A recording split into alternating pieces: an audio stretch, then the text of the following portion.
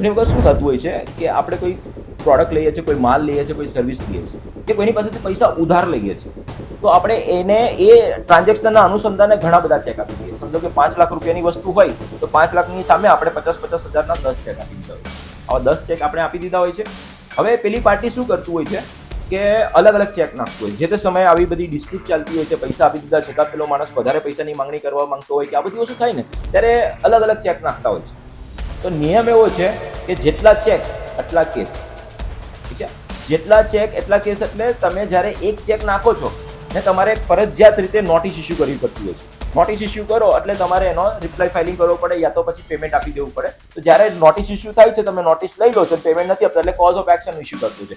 Cause of action જેટલા એટલા તમારા કેસ કોર્ટમાં ફાઇલિંગ કરવાનો હોય છે. હવે તમારે કોઈને પૈસા આપવાના છે તો ડાયરેક્ટ કોઈ માણસ કેસ ફાઇલિંગ નથી કરવાનું છે. તમને પહેલા નોટિસ ઇસ્યુ કરી દેવામાં આવશે. તો નોટિસ ઇસ્યુ થાય ત્યારે તરત તમારે એનો રિપ્લાય ફાઇલિંગ કરવાનો છે.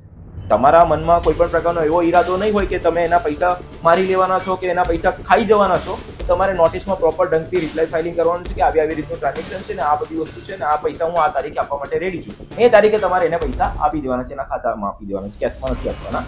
આ બધી વસ્તુ થઈ ગઈ છે.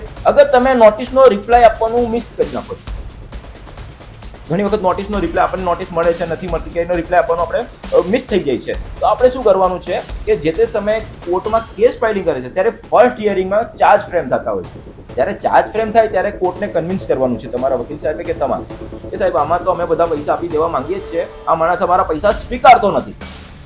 તો કોર્ટ પણ તમને સમાધાન માટેનો એક રસ્તો આપવામાં આવતો, એક ચાન્સ આપવામાં આવતો કે તમે ભાઈ આઉટ ઓફ કોર્ટ સમજી લો. કોર્ટ આમાં બહુ જ ક્લિયર છે કે ભાઈ પૈસા આપવા માંગે જ છે માણસ, તો પૈસા લઈને મેટર ખતમ કરો. જનરલી કોર્ટ રૂમ જે છે ને એ કંઈ તમારે લડવા માટેનું સ્થળ નથી, ન્યાય મેળવવા માટેનું સ્થળ છે. એટલે આ વસ્તુ સમજીને કોર્ટ પણ એનું કોગ્નિઝન્સ લેતું હોય છે કે ભાઈ અગર મેટર પતતી જ હોય તો તમારે પતાવી દેવી જોઈએ. છતાં કોઈ માણસ રેડી થતું જ નથી હોતું તો પછી મેટર ચલાવીને પછી આગળ જોઈ લેવાનું હોય છે. આમાં પછી ગભરાવાની જરૂર નથી. તમારા મનમાં ખોટ નથી તો કોઈ પણ સંજોગોમાં ગભરાવાની જરૂર નથી. કોઈના બ્લેકમેલિંગના ચક્કરમાં આપણે દબાવવાની જરૂર નથી. પછી મેટર ચલાવી જ લેવાની હોય છે.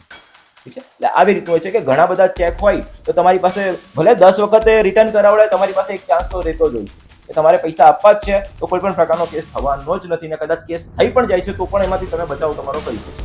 આવી રીતનું છે.